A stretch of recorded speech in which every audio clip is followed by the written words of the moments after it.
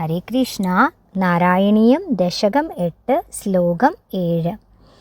കാലാഖ്യശക്തിം പ്രളയാവസാനേ പ്രബോധയേധ്യാദിശതാ കിലാദൗ ത്വയാ പ്രസുപ്തം പരിസുപ്തശക്തി വ്രജേന തത്രാഖില ജീവദാംനാ.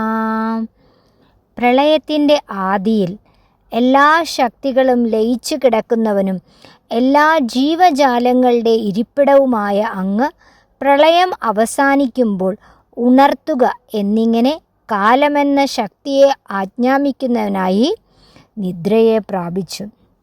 അതായത് ഈ ലോകത്തിലുള്ള എല്ലാം ഭഗവാനിൽ വിലയം പ്രാപിച്ചിട്ട് ഭഗവാൻ യോഗനിദ്രയിലേക്ക് നീങ്ങി.